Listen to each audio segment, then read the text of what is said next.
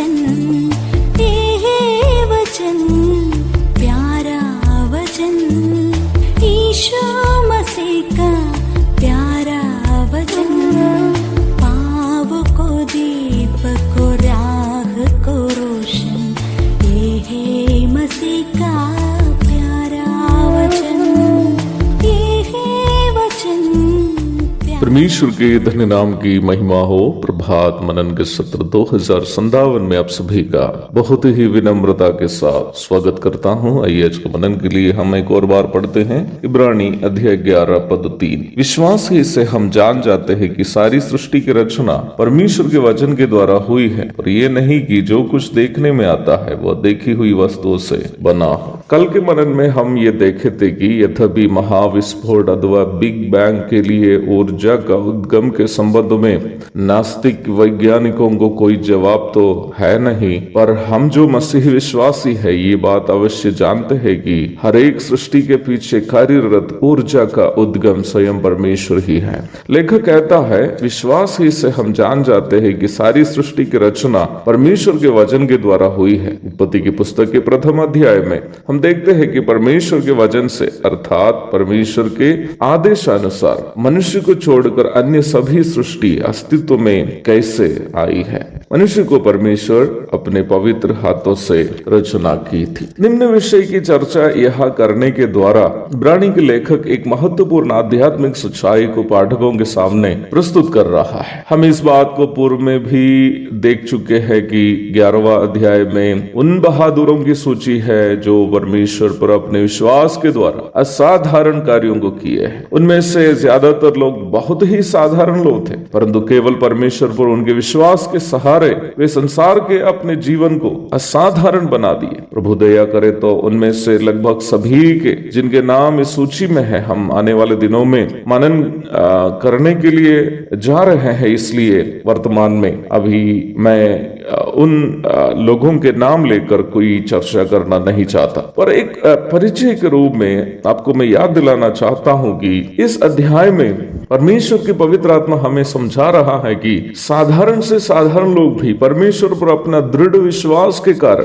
कैसे अपने जीवन असाधारण तथा अनमोल बना सकता है। हर एक दृश्य तथा अदृश्य वस्तुओं को अपने वचन से सृष्टि किए हुए अदृश्य परमेश्वर के वचन पर हमारा विश्वास आज भी ऐसे ऐसे कार्यों को जो मानसिक नजरों में असाधारण है करने के लिए विश्वास करने वालों को सक्षम बनाता है। सन 1997 में मेरे 19वां उम्र में प्रभु की सेवा का बुलाहट मुझे मिला था, परंतु लगभग 2003 तक मैं अपने आप को सुसमाचार प्रचारक बनने लायक नहीं समझता था और आज भी नहीं समझता।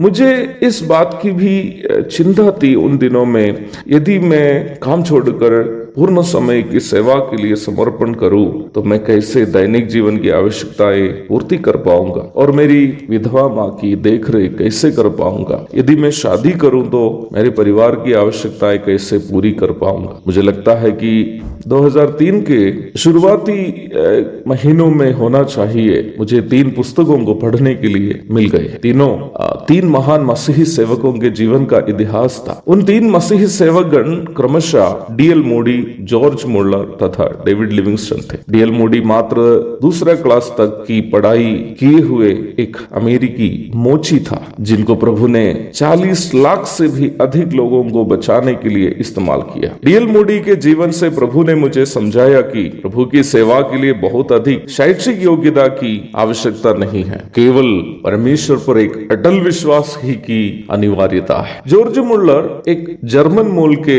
मिशनरी था जो लंदन में सेवा करता था। केवल प्रार्थना की मदद से 2000 से भी अधिक अनाथ बच्चों की देखरेख करने के लिए प्रभु ने उनका इस्तेमाल किया, जिनके द्वारा खुला गया अनाथ आश्रम आज भी लंदन में है। मुलर के जीवन से प्रभु ने मुझे समझाया कि प्रभु की सेवा करने के लिए आर्थिक क्षमता की जरूरत नहीं है, केवल परमेश्वर पर विश्वास ही काफी है। इन दिनों में डेविड लिविंगस्टन का जीवन था जो मुझे रुला दिया था। अंधकारमय अफ्रीकी जंगलों में वास करने वाले वनवासी आदिवासी इंसानों को ज्योति की राह में लाने के लिए अथाह प्रयास किए हुए इस स्कॉटलैंड मिशनरी का जीवन सेवकाई में आत्मसमर्पण का पाठ मुझे सिखाने के लिए परमेश्वर उपयोग किया। अफ्रीका के ऐसी अवर्णनीय तथा अत्यधिक कठिन परिस्थितियों में जो शब्दों से समझाना मुश्किल है, अपना रूप बिगड़ जाने के बावजूद, अपने प्रिय लोगों को खो जाने के बावजूद एक छोटा सा झोपड़ी के नीचे रहकर अफ्रीका के लिए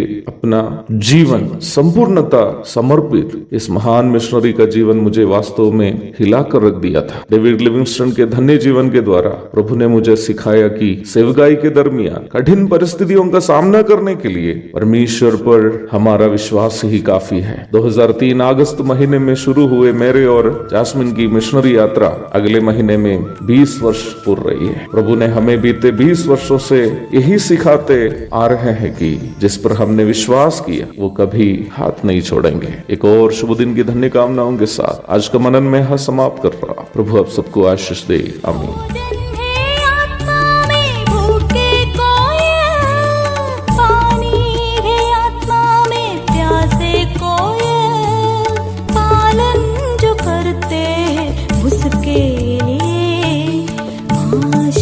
पाने का साधन है ये है वचन, प्यारा वचन, ईशो